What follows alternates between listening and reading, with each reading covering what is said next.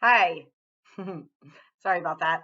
Welcome to Poetry Week. And sorry if anybody watched the really ugly version of this lecture already that's on Moodle. If you're watching this version, then the other one should be deleted by now. So just ignore this. Okay. So just to clarify some things, this week you have everything for Poetry 1 due, as well as your peer feedback letters due by Thursday night at midnight. So just to clarify, last week was your fiction submission for the workshop, and then this week the peer feedback letters are due. So if you don't know what I'm talking about, please check the syllabus. Otherwise, this week your peer feedback letters for your group mates for fiction are due. So this week is poetry, and I'm very excited. I'm sure some of you are a little bit like, I don't know where to go with poetry, but don't worry. While poetry might not be like super straightforward or easy, it is something that's accessible to everybody. You know, everybody has a little poet inside them. So don't be nervous. We'll get through this together, I promise. So let's take a look at what you have to do. So this week you've got these poems to read, and then your discussion board is basically to analyze. Oh, look, some of you have already done it. The discussion board is basically to analyze a single poem. In your analysis, be sure to touch on all or most of the functions found in poetry that are described in the textbook: sound play, rhyme, alliteration, stress, line length, and break, stanzas, imagery, connotation, metaphor, diction, denotation, connotation. Make sure if there are any to consider any themes present or pointedly absent, as well as the relationship of the speaker of the poem to the reader and to the author. Remember that the author and the speaker of the poem are not always the same person. So that's your discussion board this week. Please make sure you hit on all of those things. We're doing a deep dive, a deep analysis into a single poem that you read this week. Okay, then let's take a look at your writing prompt. This week you have to write 3 poems. So you're going to complete a poem for each of these. The first one is a replacement poem. I recommend you do this first. It gives you an idea of how to explore thoughts in a free verse poem. You're going to demonstrate the density of poetry techniques by writing a replacement poem. You're going to take any poem that you admire from this week and replace all the nouns, verbs, adjectives, and adverbs with other words that are in the same part of speech. Uh-oh, look at all this. With words, with other words. Anyways, so on page 318 in the textbook, you see a really good example of this. The first line, let me check. So the first line, for example, in imaginative writing, the line ends with the words low garden. And then the replacement poem, the last 2 words are plastic kitchen. So you see these are very different, but in the end, they're still going to make sense. Your poem is still going to make sense. So just trust the process and replace all those words. I should see none of the original poem left over. Okay, after that, you're going to write a poem about your body. Write a poem about your body. This could be a poem in which you physically describe your body or the experience within your body, or it could be used the body as a symbol. Think outside the box if you like, but just give me a poem about your physical vessel. It must include a color, must include the word swallow. That could be a verb or a noun, like the bird. And it must be at least 15 lines. So the line length is up to you. Don't forget your enjambment. And then finally, the kitchen. You must include, so write a poem that describes the scene in a kitchen that you're familiar with, your parents, your friends, a neighborhood diner. However, you cannot be in this poem. Must include a kitchen.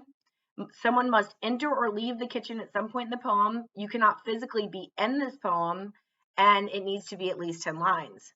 If you really want to see my example, I'm not going to pull it up again because I've got to go to work. But if you want to see my example, I'll leave the other crappy fiction lecture up. You can skip a couple minutes and you can see my poem, The Kitchen example. Finally, please make sure you title your poetry. I didn't write that on the assignment sheet. I need to go back and add that, but every poem should have a title. This is true for everything you write. Give everything you write a title. Oops. Okay, let's talk a little bit about what they said in imaginative writing. So here we have sound. Sorry, it's a little off the page. So in poetry, sound is so important. That's really kind of what makes the readers attached to the writing, right? That's really like what speaks to you in poetry is the sound of the words. So I love this on page 299. For me, coronary thrombosis suggests drums reverberating through the tops of trees. So right there, we've got this strong sound phrase, coronary thrombosis. And for some, it might be very medical, and for others, it might just be this very strong sound, right? So work these sound phrases into your poetry. Another good piece of advice is write in full sentences. Use standard punctuation. Too often, beginning poets feel that a string of adjective phrases amounts to a mood, or that sentence fragments can conjure up drama. It doesn't, and they don't. So please, speak like you would in prose. Experiment with these full thoughts, these full sentences. I promise you it's much more powerful. And then you have much more, this is a great way to sort of wrap both those things up. You have much more interesting things inside of you than cliches and fragmented lines. Go for the weird, unique, concrete details just as you would in other creative writing. So please, we're going to talk about cliches in just a second, but be as weird and unique as you can. Oh, come on.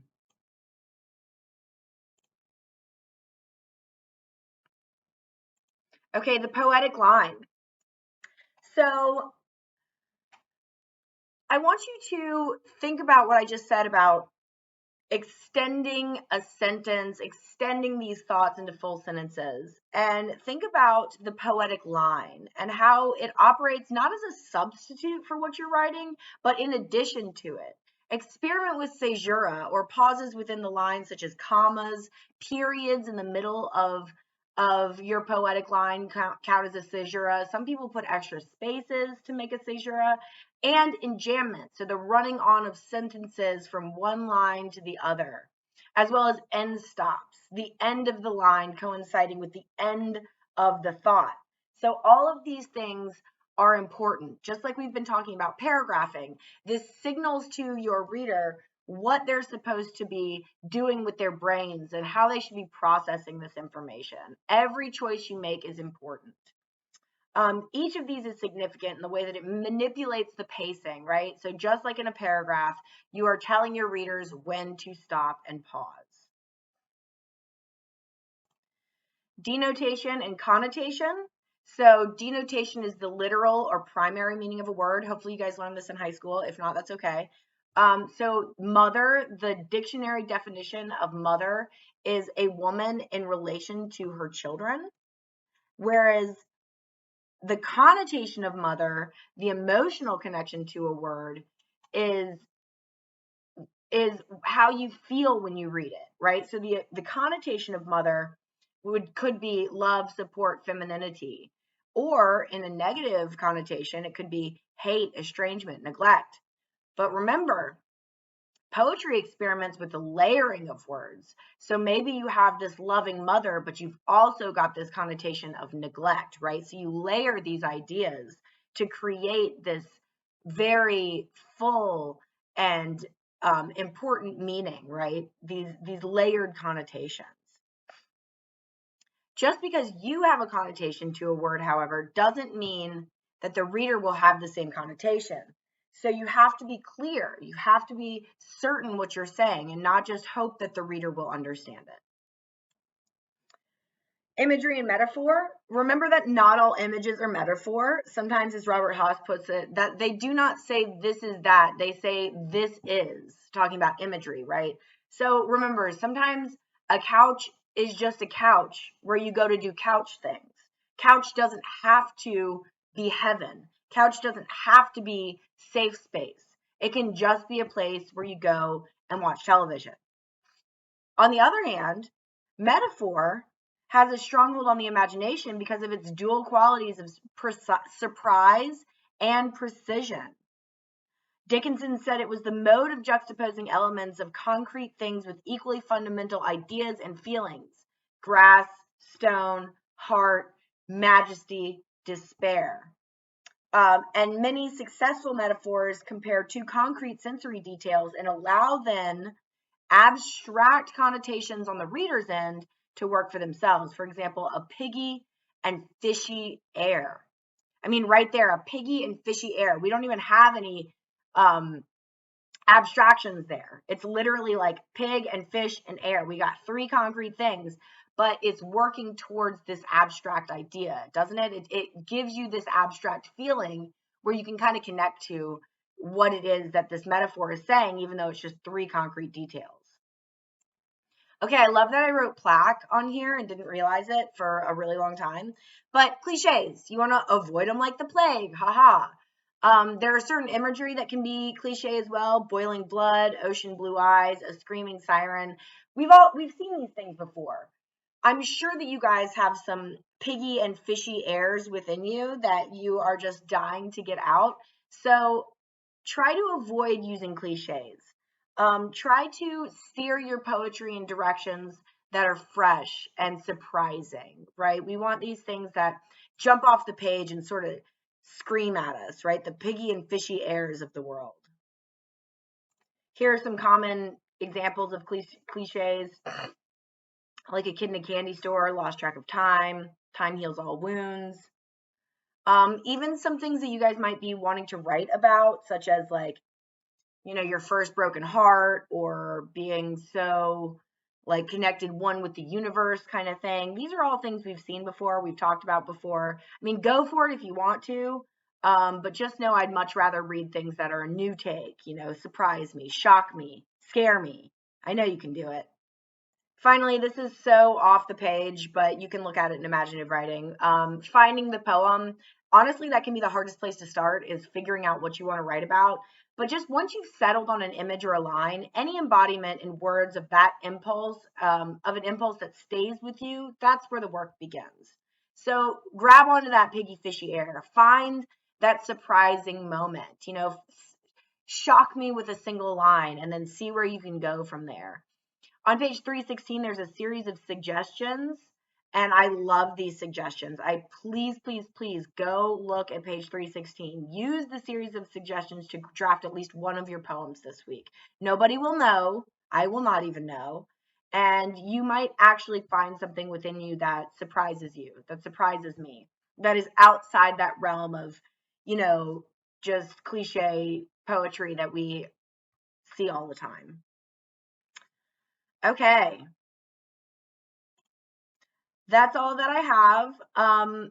I'm working through, I just got through the bumper stickers. I know some of you, have sent me emails saying I'm moving too slow with the feedback, but I promise you, you don't want to be on my end working 3 jobs. And also, each of these fiction pieces at least take me a very, very, very long time to read and respond to, even the bumper stickers. And I think that you would agree that it's only fair that I give the same quality and quantity of feedback to every student. So be patient with me. Remember that the experience of reading, writing, thinking, learning in this class comes from the doing, comes from the experimenting.